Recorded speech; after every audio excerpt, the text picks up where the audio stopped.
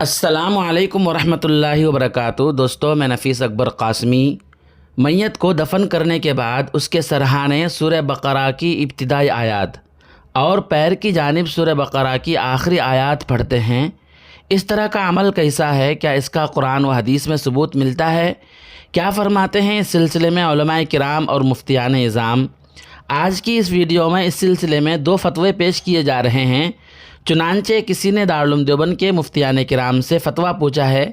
دارالعلوم دیوبند کے فتوے سے پہلے علامہ یوسف بن نور ٹاون کراچی کا فتویٰ دیکھتے ہیں۔ سائل کا سوال ہے، کیا تدفین کے بعد سورہ بقرہ کا اول و آخر جہراً تلاوت کیا جائے یا سرراً؟ پہلے قبر پر دعا کی جائے یا تلقین؟ دعا اجتماعی کی جائے یا انفرادی؟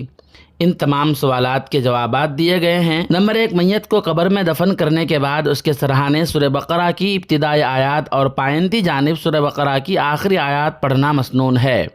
یہ آیات جہراً اور سرراً دونوں طرح پڑھ سکتے ہیں۔ اس سلسلے میں 2 روایتیں ملتی ہیں۔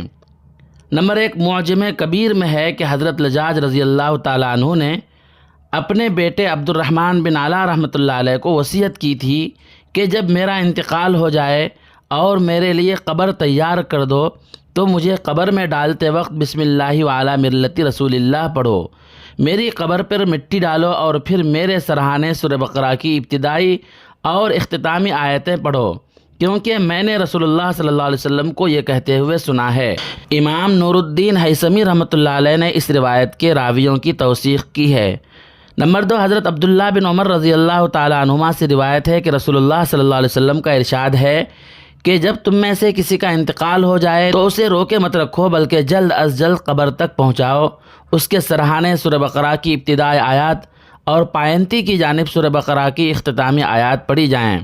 امام ہیثمی رحمۃ اللہ علیہ نے یحییٰ بن عبداللہ بابلتی کی وجہ سے اس روایت کو ضعیف کہا ہے، لیکن حافظ ابن حجر رحمۃ اللہ علیہ نے اس کی سند کو حسن کہا ہے۔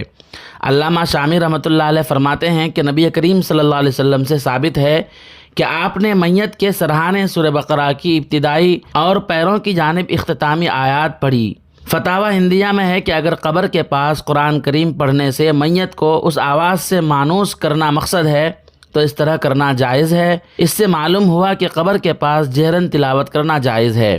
نمبر 2، قبر میں تدفین کے بعد اولاً مذکورہ آیات پڑھی جائیں اور آخر میں دعا کی جائے، یہی متوارث عمل ہے۔ نمبر 3، میت کو دفن کرنے کے بعد قبلہ رخ ہو کر ہاتھ اٹھا کر دعا کرنا نبی کریم صلی اللہ علیہ وسلم سے ثابت ہے، لہٰذا نبی کریم صلی اللہ علیہ وسلم کی پیروی کرتے ہوئے قبلے کی طرف رخ کر کے ہاتھ اٹھا کر دعا کرنا جائز ہے۔ تدفین کے بعد انفرادی طور پر بھی درست ہے، اور جو لوگ تدفین میں شرکت کی غرض سے آئے ہیں ان کے ساتھ مل کر اجتماعی دعا بھی درست ہے۔ یہ دعا سرن بھی کر سکتے ہیں اور جہرن بھی۔ رسول اللہ صلی اللہ علیہ وسلم نے عبداللہ ذوالبجادین رضی اللہ تعالیٰ عنہ کے لیے قبلہ رخ ہاتھ اٹھا کر بآواز دعا فرمائی ہے، جسے سن کر حضرت عبداللہ بن مسعود رضی اللہ تعالیٰ عنہ نے روایت کیا ہے، البتہ جہر کو لازم نہ سمجھا جائے۔ اب آئیے ہم دیکھتے ہیں دارالعلوم دیوبند کا فتویٰ۔ چنانچہ کسی سائل نے سوال پوچھا ہے، میرا سوال یہ ہے کہ کیا جب میت کو دفن کیا جاتا ہے تو اس کے بعد اس کے سر اور پیر کی جانب کھڑا ہو کر تلقین کی غرض سے سورۃ الفاتحہ، البقرہ کا پہلا رکوع اور پھر البقرہ کا آخری رکوع پڑھنا کیا صحیح حدیث سے ثابت ہے؟ برائے کرم جواب عنایت فرمائیں۔ دارالعلوم دیوبند کے مفتیان کرام نے جواب دیا ہے، بسم اللہ الرحمن الرحیم۔ میت کی تدفین کے بعد میت کے سرہانے کھڑے ہو کر سورہ بقرہ کی ابتدائی آیات الف لام میم سے مفلحون تک پڑھنا اور پیر کی جانب سورہ بقرہ کی آخری آیات آمن الرسول سے آخر آیت تک پڑھنا حدیث سے ثابت ہے۔ حدیث میں کچھ ضعف ہے لیکن فضائل اعمال میں معتبر ہے۔ بیہقی اور طبرانی کی روایت میں فاتحۃ الکتاب کی صراحت ہے، البتہ مشکات میں یہی روایات بحوالہ بیہقی فاتحۃ البقرہ کے ساتھ مذکور ہے، اور ملا علی قاری نے اس کی وضاحت کرتے ہوئے الف لام سے مفلحون تک پڑھنا لکھا ہے، اور علامہ طیبی کے حوالے سے اس کی وجہ اور حکمت بھی لکھی ہے۔ اس لیے ممکن ہے کہ بیہقی اور طبرانی کی روایت میں مذکور فاتحۃ الکتاب سے فاتحۃ البقرہ ہی مراد ہو۔ ویسے ایصال ثواب کی غرض سے سورہ فاتحہ کی تلاوت کرنے میں بھی مذائقہ نہیں ہے۔ واللہ تعالی عالم۔ دارالفتہ دارالعلوم دیوبند۔ دوستو، پھر ملتے ہیں جلد ہی کسی نئی ویڈیو کے ساتھ۔ السلام علیکم ورحمۃ اللہ وبرکاتہ۔